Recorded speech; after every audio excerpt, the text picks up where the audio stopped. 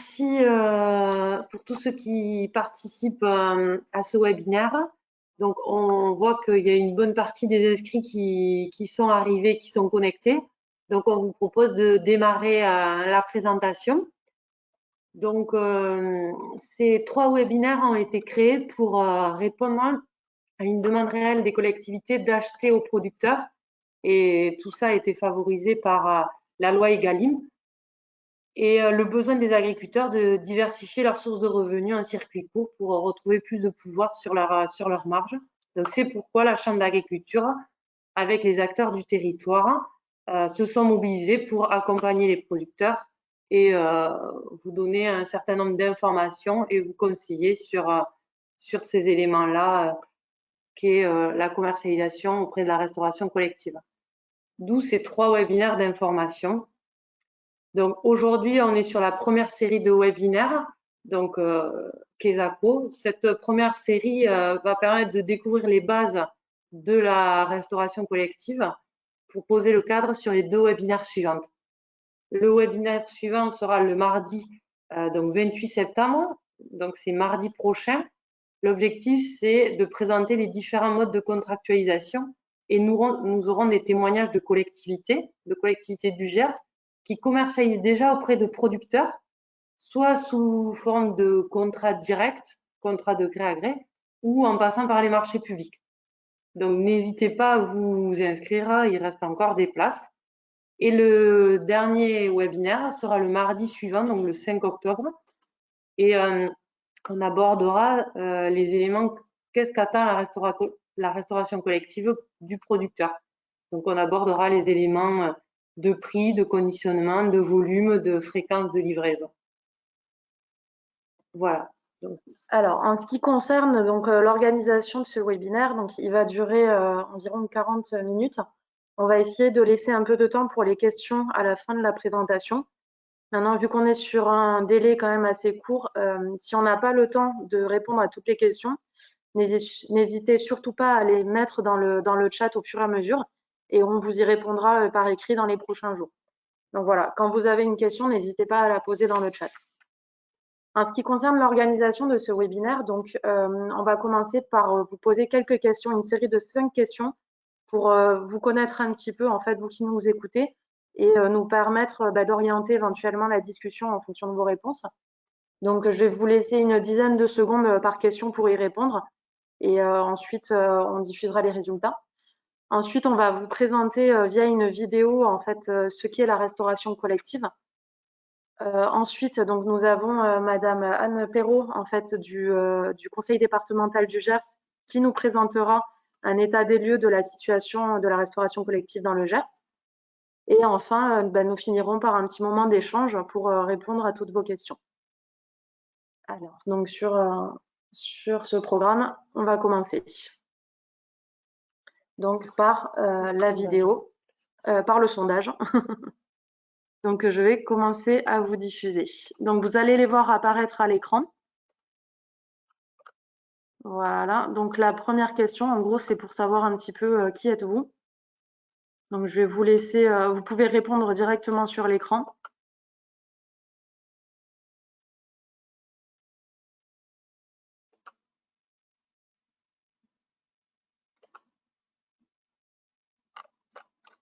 Hop.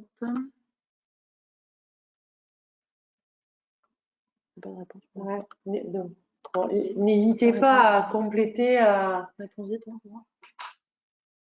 Voilà, c'est bon. On commence à avoir les réponses. Voilà, parfait. Donc, je vais fermer le sondage. Je vais ouvrir la deuxième question. Donc, on est quand même. Donc, il y a beaucoup de producteurs dans la salle, quelques conseillers et techniciens et donc autres métiers. Donc, quand même 50% de producteurs parmi nous. Ensuite, donc la deuxième question, c'est pour savoir où est-ce que vous êtes localisé, si vous êtes dans le département, à quel endroit, ou alors dans un autre département du Gers.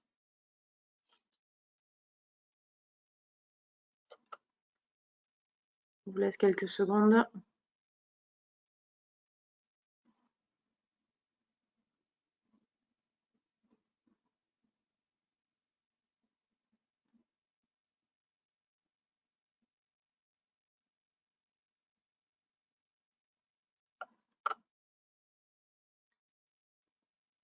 Hop, voilà, super. Donc c'est quand même très gers. On n'a que 10% qui viennent dans notre département. Allez, je vais fermer ce sondage. Hop. Alors, question suivante. Donc, pour les producteurs, quel type de famille de produits vous proposez à la vente pour la restauration collective?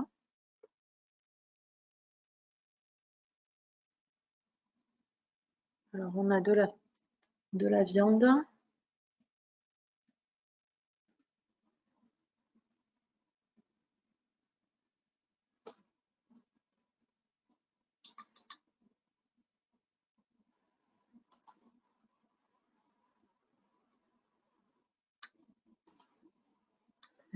Alors,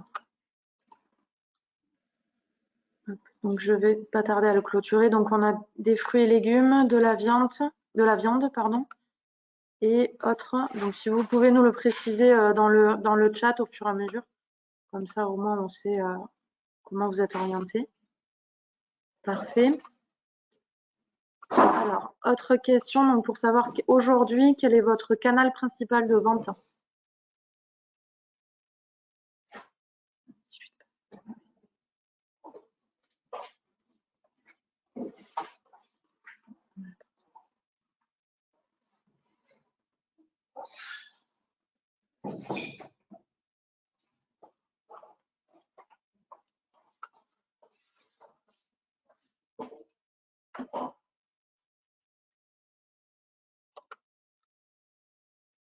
Alors, le temps que les réponses nous parviennent. Alors, c'est plutôt très bien réparti. On a un petit peu de tout. De la vente directe, de la coopérative, des grossistes. Voilà. Ok, donc là, vraiment très réparti, hein. Ça concerne vraiment tout le monde. Et enfin, dernière question de la série. Celle-là, je pense qu'elle va être rapide. C'est pour savoir si vous commercialisez déjà en restauration collective.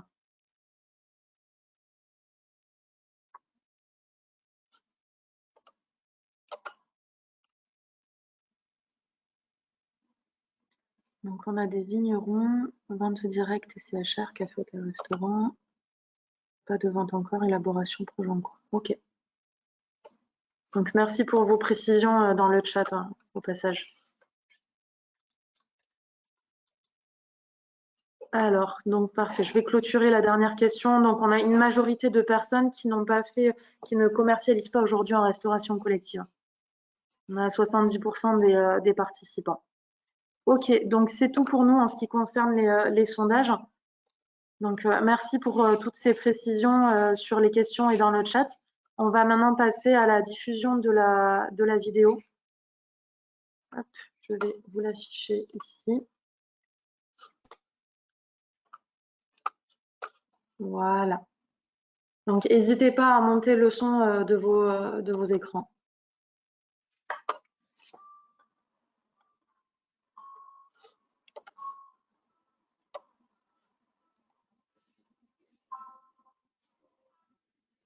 Des mesures pour la restauration collective dans la loi Egalim.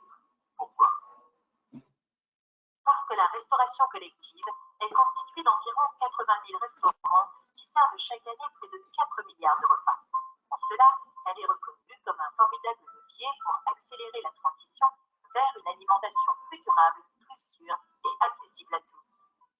Nous sommes tous concernés par la restauration collective, que ce soit pour nous-mêmes ou pour nos proches, nos enfants, nos parents. Travailler à l'amélioration de la qualité des repas en restauration collective, c'est répondre aux enjeux de santé publique, de préservation de l'environnement et de justice sociale, et c'est aussi participer à la nécessaire reterritorialisation de notre alimentation. Autant d'enjeux devenus encore plus cruciaux à la lumière de la crise Covid.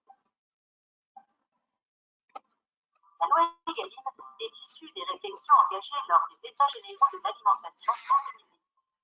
Les professionnels comme les citoyens ont exprimé la nécessité d'accompagner le changement des pratiques alimentaires et de permettre une juste rémunération des agriculteurs.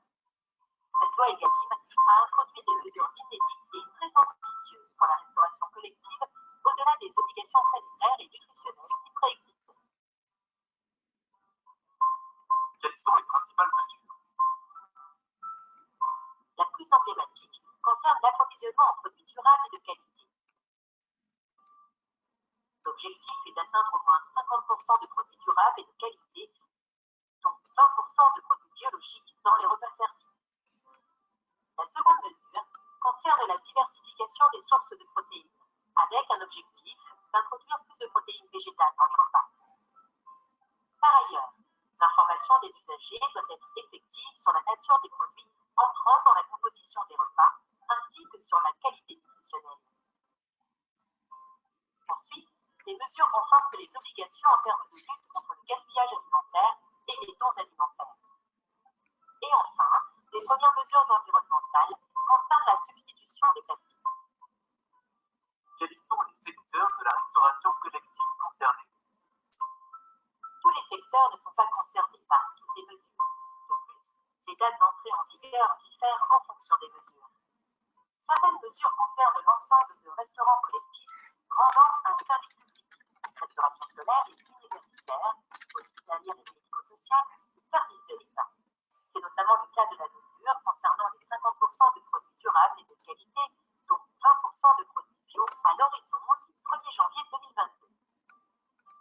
D'autres mesures ne concernent pas tous les secteurs, comme l'expérimentation d'un menu végétarien par semaine, déjà en vigueur pour la restauration scolaire.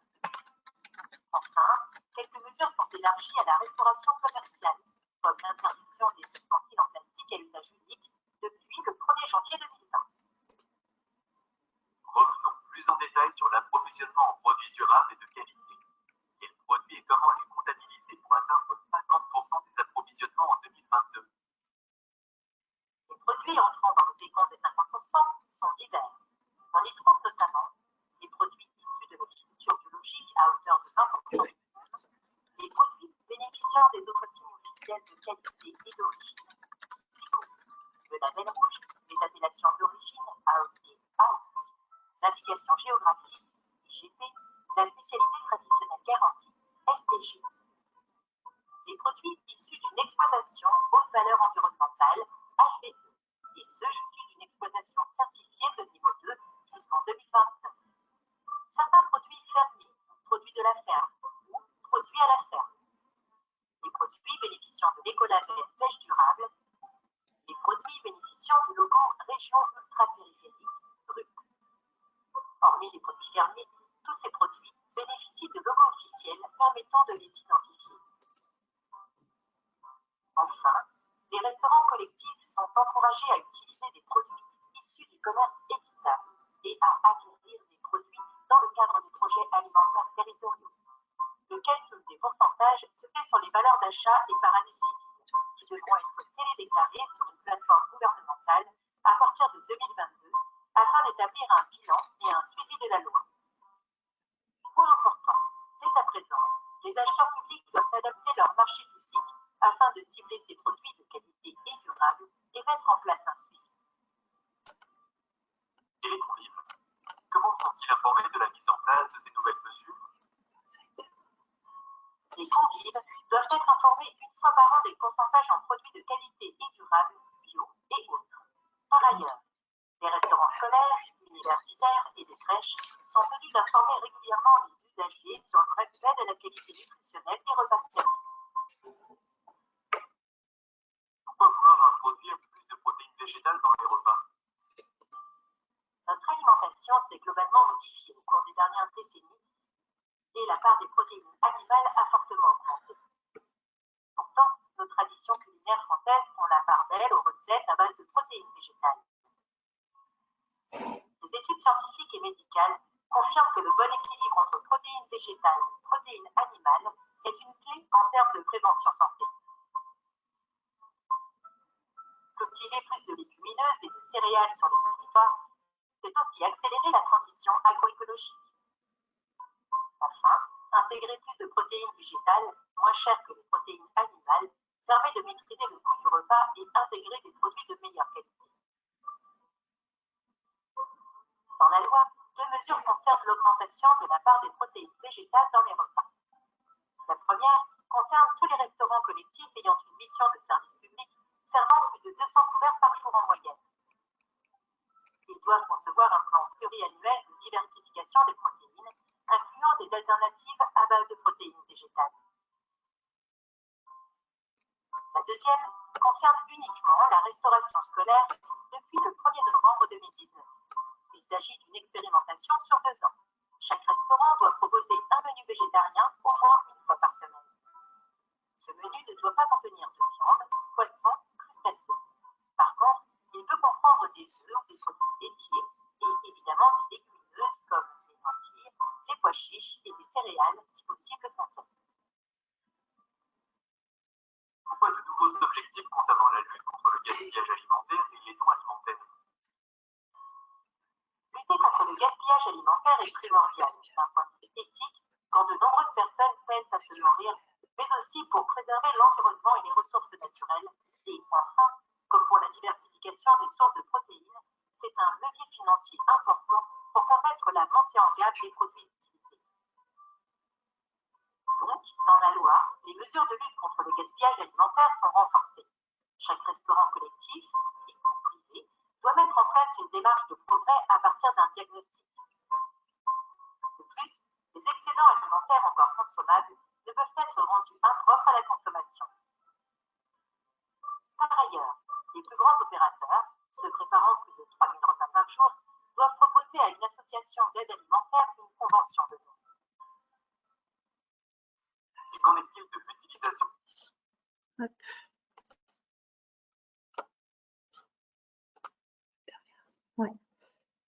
Donc, suite à cette vidéo qui vous présentait les principes de la loi Egalim, donc on a laissé sur la vidéo les éléments qui pouvaient vous concerner en tant que producteur. Et là, on va reprendre rapidement sur le diaporama les éléments clés qui vous concernent et qui peuvent être des leviers pour vous. Donc, le premier élément, c'est à partir du 1er janvier 2022, c'est l'obligation d'avoir 50% de produits durables et de qualité. Donc, les produits durables et de qualité, c'est tous les éléments, tous les produits sous label, sous SICO, dont 20% de produits AB en agriculture biologique. Ensuite, il y a une expérimentation jusqu'au 1er novembre 2021 pour qu'il y ait un menu végétarien par semaine. Et depuis le 30 octobre 2018, il y a un plan de diversification des protéines pour tous ceux qui produisent plus de 200 couverts par jour. Donc là, on va aller dans le détail de ce qu'est un menu végétarien. Donc c'est un menu qui peut contenir des œufs, des produits laitiers, des légumineuses et des céréales. Donc ça peut être un levier et un argument supplémentaire pour tous ceux qui produisent ces éléments-là. Et il va remplacer tout ce qui est viande, poisson, crustacés et fruits de mer. Voilà. Maintenant, en ce qui concerne donc la distinction par rapport aux produits fermiers, donc on a vraiment 2 cas de figure qui sont qu'on retrouve dans la loi Egalim. Donc il y a le cas de figure où en fait la dénomination fermière, elle est prévue dans le règlement du signe de qualité. Donc on a plusieurs exemples, par exemple les volailles fermières de chair qui sont label rouge, le porc fermier du sud-ouest qui est label rouge. C'est des éléments, en fait, c'est des signes officiels de qualité dans lesquels la dénomination fermière est prévue dans un article du règlement. Ensuite, on a un autre cas de figure donc qu'on a un petit peu moins fréquemment, c'est-à-dire c'est le cas où on a une définition réglementaire qui a été sortie donc par le ministère qui définit toutes les conditions de production de ce produit fermier. Donc aujourd'hui, il n'en existe que 3. Donc il y a les œufs fermiers, les fromages fermiers et les volailles de chair fermière.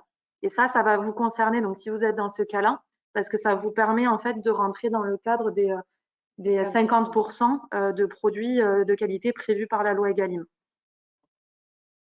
Un autre point, si on n'est pas sous SICO, c'est d'être labellisé haute valeur environnementale, HVE. Donc ça, c'est une démarche volontaire qui est accessible à toutes les filières et qui est construite autour de 4 thématiques environnementales: la protection de la biodiversité, la stratégie phytosanitaire, la gestion de la fertilisation, la ressource en eau. Cette démarche s'appuie sur des bonnes pratiques qui sont mesurées par différents indicateurs de performance environnementale. Alors, on va vous faire un dernier point avant de passer à l'état des lieux dans le Gers fait par Anne Perrault. Ce dernier point, en fait, il concerne donc la loi Egalim 2, qui est vraiment d'actualité puisqu'elle doit passer demain devant le Sénat. Donc voilà, on est vraiment totalement dedans. Et il faut savoir en fait que cette loi va changer plusieurs éléments, puisque son objectif principal, c'est de prévoir un nouveau cadre pour vraiment sécuriser et améliorer la rémunération des agriculteurs. Donc on attend vraiment en fait d'avoir les articles définitifs de cette loi pour pouvoir faire plus de communication là-dessus. Mais elle va sûrement changer aussi certains éléments. Donc, on va maintenant laisser la parole à Anne Perrault pour ce qui concerne donc le travail du PAT.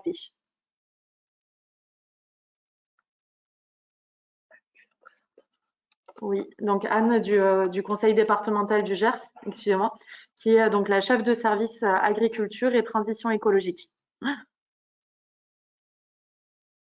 Alors, Anne, on ne vous entend pas. Hop. Bon, le temps qu'on règle tout ça, on souhaitait la remercier pour sa participation, puisqu'en plus, elle avait déjà une autre réunion de prévue, qu'elle a pu se dégager exprès pour l'intervention un petit temps. Donc, on la remercie, on remercie le conseil départemental pour le PAT et puis pour tout le travail qu'elle va nous présenter. Merci à vous je pense que vous m'entendez là, ça y est? Oui, c'est bon. Merci à la Chambre de m'avoir invité à faire cette petite intervention. Donc, effectivement, je suis responsable du service agriculture et transition écologique au département et c'est mon service qui travaille sur le projet alimentaire territorial porté par le conseil départemental. Alors déjà, qu'est-ce que c'est qu'un projet alimentaire territorial? Dans la vidéo, il y a eu une mention sur ce type de projet. Donc, c'est des projets de territoire qui encadrent des volontés d'action en faveur de l'alimentation durable sur les territoires. Le but, c'est de créer des actions qui vont dans le sens de la loi Egalim et de l'approvisionnement. Alors, attention, moi j'ai mis dans la définition approvisionnement local, or c'est pas une notion qui est dans la loi Egalim, mais qui est dans le projet alimentaire territorial du département et qui peut mener à plein d'actions différentes dont je vais vous parler très rapidement. Ce qu'il faut retenir, c'est que c'est un projet de territoire, c'est-à-dire que là, par exemple, le projet alimentaire territorial du département est porté par le conseil départemental, mais il est évidemment élaboré et mis en œuvre en concertation et conjointement avec d'autres structures. L'objectif du PAT du département, il y en a deux. C'est déjà renforcer l'articulation entre le bien produire et le bien manger, avec toutes les définitions qu'on peut avoir derrière. Et ça fait aussi partie du travail du projet alimentaire que de définir un peu ce qu'il y a derrière. Et aujourd'hui, il y a encore des choses à marquer, puisque le projet alimentaire du département est en cours d'élaboration. Donc, on est en train de travailler sur son programme d'action. Et d'ailleurs, aujourd'hui, il y a un des comités de pilotage notamment sur la logistique. Et le second objectif, c'est de coordonner un peu toutes les initiatives en matière de projets alimentaires territoriaux qu'il peut y avoir sur le territoire, parce que des communautés de communes peuvent porter aussi ce type de projet. Et le but, c'est de mutualiser nos forces, faire en sorte que ça soit cohérent. Alors ça, c'est avec les collectivités locales, mais aussi avec d'autres structures comme la Chambre d'agriculture, justement, de faire en sorte que toutes les actions aillent dans le même sens, et d'où l'intervention aujourd'hui au sein du webinaire de la Chambre d'agriculture. Et aussi, pourquoi pas faire émerger des nouvelles démarches en alimentation locale d'autres collectivités, ce qui entraînerait encore plus de restauration collective. Je viens au sujet qui irait dans ce sens-là. Alors, dans le cadre du projet alimentaire territorial, je veux bien la diapo suivante, s'il vous plaît.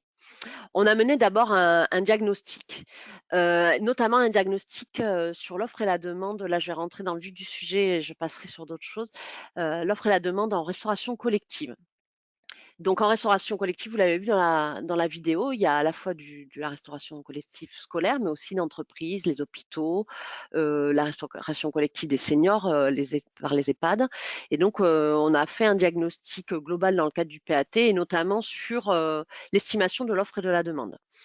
Donc là, ces chiffres-là, je ne vais pas rentrer dans les détails, c'est pour que vous les ayez sous les yeux et je suppose que la Chambre pourra vous transmettre, je ne sais pas si c'est prévu le diaporama, en tout cas, c'est des choses qui, n'hésitez pas, moi je pourrais vous les retransmettre, mais c'est pour avoir quand même une idée, la vidéo que vous avez vue en a parlé au tout début, de la quantité de denrées qui sont consommées ne serait-ce que dans la restauration collective. On parle souvent des scolaires, mais il n'y a pas que les scolaires. Et c'est encore plus important quand on parle de denrées alimentaires où on sait que les scolaires ne mangent pas l'été. Ceci dit, il y a quand même, selon les catégories, un potentiel de consommation de produits et donc de produits SICO, sous label et de produits locaux aussi. Donc c'est un véritable enjeu au-delà de la santé et de l'environnement, c'est aussi un véritable enjeu économique pour les territoires et pour vous en tant que producteur. Et je veux bien la seconde diapositive. Voilà. En revanche, alors là, je ne vais pas rentrer dans le détail de ce qui est écrit. Ce qu'il faut retenir de cette diapo, c'est que l'enjeu, il est aussi sur l'organisation. Pour les producteurs, ce qu'on a relevé dans notre diagnostic, c'est qu'il y avait des filières qui sont très, très bien organisées, notamment souvent, alors effectivement, il y a toujours attention, c'est des généralités que je fais là, et il y a toujours des exceptions, mais souvent, là, en tout cas, dans le Gers, les filières viande sont plutôt bien organisées et arrivent assez facilement à vendre en restauration collective, ce qui est moins le cas, par exemple, pour les filières plus courtes et notamment les légumes. Voilà, donc cette diapo va vous permettre de, plus vous allez vous retrouver vers le vert, vers la droite de la diapo, avec des disponibilités pour la restauration collective facile. Donc la Restoco va pouvoir acheter facilement ces produits-là, et plus ça sera vers la gauche, plus ça sera compliqué. Parce que c'est des histoires d'organisation de filières, de quantité de production aussi, etc. Donc, ce petit diagnostic, je vous ai mis juste ces 2 diapos pour que vous ayez les images et les chiffres un peu globalement.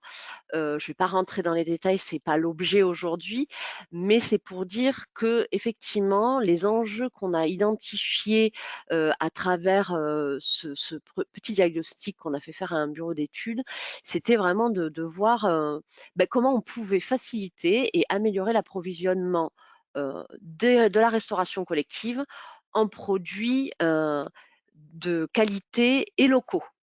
On avait ces doubles enjeux. Et du coup, la diapo suivante, s'il vous plaît. Et du coup, la partie du diagnostic, il y a bien d'autres thématiques traitées dans le PAT, mais là, je me suis focalisée sur celle-ci. La partie du diagnostic qui a été fait et qui a levé aussi les besoins d'augmenter l'approvisionnement local en restauration collective, elle a été faite donc sur des chiffres, sur une analyse par un bureau d'études, mais elle a été faite aussi pendant des rencontres territoriales qu'on avait fait au temps où il n'y avait pas encore de virus et où on pouvait se rencontrer. On avait fait des rencontres entre les restaurants collectifs et les producteurs pour un peu identifier quels seraient les freins et les leviers pour faciliter aux restaurants collectifs l'approvisionnement auprès des producteurs locaux et pour les producteurs locaux, quels sont les besoins pour faciliter l'approvisionnement des Restoco, donc ce qui va être l'objet de vos webinaires. Nous, ce qu'on a identifié, c'est qu'il y avait un besoin d'accompagnement des agriculteurs. Donc, ce que fait la Chambre d'agriculture aujourd'hui et sur les 3 webinaires, c'est une réponse à ce besoin d'accompagnement. Sur la gestion administrative, la rédaction des marchés, donc là, on est complètement dans le thème. C'est un besoin très, très fort qui est ressorti. Donc, voilà, un projet alimentaire, c'est un travail d'équipe et là, la Chambre répond complètement à ce besoin-là. Mais aussi un besoin d'améliorer l'organisation logistique. Et on va le voir dans ma dernière diapo, mais pas tout de suite, que le département, avec ses partenaires locaux, travaille justement à faciliter l'organisation logistique, tant pour les producteurs que pour la Restoco. Et puis aussi, je vous disais tout à l'heure, la structuration des filières, voire création de nouvelles filières pour répondre aux besoins de Restoco sur des productions qu'on n'aurait pas dans le Gers, mais qu'on pourrait faire techniquement. Et puis, il y a aussi améliorer la visibilité des acheteurs et des fournisseurs, ce qui est ressorti beaucoup. Ça a été des demandes en nous disant, mais moi, en tant que producteur, je veux bien fournir la restauration collective, mais comment je suis au courant des besoins et par où, par quoi passer? Et ensuite, les 2 derniers points, je les ai mis en plus petits, mais c'est plus les besoins, mais c'est important que les producteurs les aient, les besoins des Restoco qui, eux, doivent s'adapter aussi au niveau de leur cuisine pour se remettre à travailler des produits frais, ce qui n'est pas le cas de toutes les cuisines. Et puis aussi, il y a toute une partie de sensibilisation, de communication des consommateurs, qu'ils soient les convives de restauration collective, que les décideurs, etc. Voilà un peu les grandes lignes des besoins. Et donc, le département travaille particulièrement sur la partie organisation logistique d'approvisionnement local et de qualité, mais en tout cas, dans un premier temps local. Donc, on a fait appel là, c'est d'ailleurs l'objet de la réunion d'aujourd'hui, de notre réunion du comité de pilotage du projet alimentaire territorial sur l'approvisionnement logistique. On a fait appel à un bureau d'études pour identifier comment on faciliterait les déplacements, parce qu'on est bien conscient aussi, j'en ai pas parlé dans la diapo précédente, qu'il y a tout un enjeu de déplacement pour les producteurs pour livrer leurs produits, où bien souvent les producteurs intègrent rarement le coût du déplacement. Et puis, pour quelle quantité aussi? Aller livrer 4 salades à l'école du village, pourquoi pas, mais aller livrer 10 salades à 20 km, ça n'a pas forcément la même conséquence. Voilà. Donc, le but, c'est d'essayer de s'organiser, de créer un modèle et de voir ce qui pourrait se faire d'un point de vue organisation logistique, donc peut-être des points de livraison commune qui pourraient être amenés à un centre de traitement des commandes pour redistribuer tout ça. Donc ça, c'est une étude qui est en cours. On a fait des consultations, le bureau d'études a fait des consultations territoriales, c'est vraiment pas encore finalisé. Et évidemment, on est bien conscient aussi qu'il y a plein de choses qui existent déjà et sur lesquelles il faut s'appuyer pour créer quelque chose, un modèle qui corresponde le mieux aux besoins locaux dans un département comme le Gers où il y a plein il n'y a pas de grandes routes, il n'y a pas d'autoroute, et les circulations est plus compliquées. Et tout ça s'organise. Et le but, c'est que ça corresponde aux enjeux de tout le monde, producteurs comme Restauco. Voilà un peu ce que je peux dire sur le PAT, donc le projet alimentaire territorial. On est encore en train de travailler à l'élaboration du programme d'action, mais on a déjà 4 grandes thématiques. Donc la restauration collective et notamment le gros point de l'approvisionnement, donc sur comment faciliter les choses pour les producteurs et comment faciliter les choses pour les restos-co. Il y a une partie aussi avec une thématique plus agricole sur les filières, les nouvelles filières ou l'organisation de filières existantes, où là évidemment ce sont les structures telles que la Chambre d'agriculture ou les autres structures agricoles qui sont porteurs de ces actions et qui portent déjà des actions, la preuve. Et il y a une autre filière d'accessibilité plus sociale et d'autres axes d'accessibilité plus sociale et de communication autour du PAT. Voilà, j'espère que j'ai pas été trop longue. C'était parfait. Merci beaucoup Anne. Et évidemment, on remercie le conseil départemental et voilà pour cette présentation très intéressante et complète. Et on va maintenant pouvoir passer du coup à quelques questions-réponses dans le temps qui nous reste. Donc si vous devez partir, il n'y a pas de souci, vous avez votre réunion juste après. J'ai encore 5 minutes s'il y a des questions sur le PAT, puis je m'éclipserai après. Alors, si vous avez des questions, n'hésitez pas à les poser sur le chat. Et si jamais, comme je vous disais au tout début, si jamais on n'a pas le temps d'y répondre aujourd'hui, on vous y répondra par écrit. Alors, que je fasse le point. Alors, on avait une question sur, donc c'était plutôt par rapport à HVE, donc ça ne concerne pas le PAT, mais c'était voilà, donc pour savoir donc ce qu'on doit faire pour être certifié HVE. Donc, on avait donc. Alors, attendez, avant, on a une question donc sur le PAT. Donc, les vignerons sont-ils concernés par ce PAT? Oui, tous les producteurs sont concernés. Là, aujourd'hui, on parle de restauration collective. Et dans la restauration collective, ce que je disais, c'est qu'on pensait surtout aux scolaires. Alors là, évidemment, les vignerons sont un peu moins concernés au niveau des scolaires. Mais il n'y a pas que la restauration collective scolaire, il y en a d'autres, restauration collective. Et le PAT, en général, concerne tous les producteurs. Par exemple, évidemment, on va encourager, essayer de faciliter la vente direct ou en circuit de proximité, et donc les vignerons sont concernés aussi.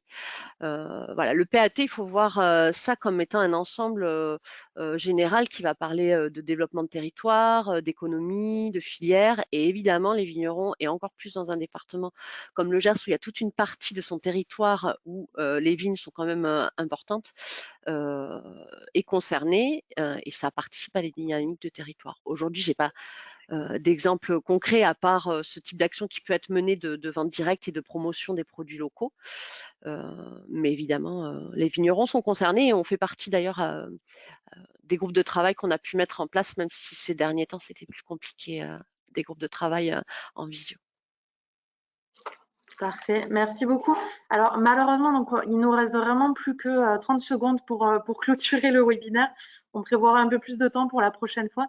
Mais pour toutes les autres questions, donc notamment sur HVE, on vous les communiquera par écrit.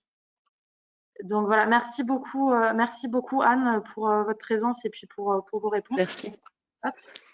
Et voilà, donc il ne nous reste plus qu'à vous remercier.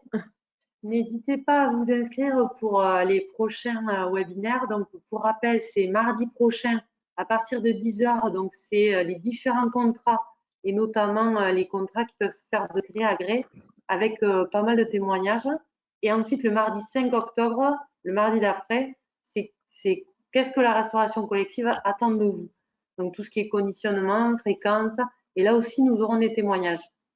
Donc, n'hésitez pas à vous inscrire.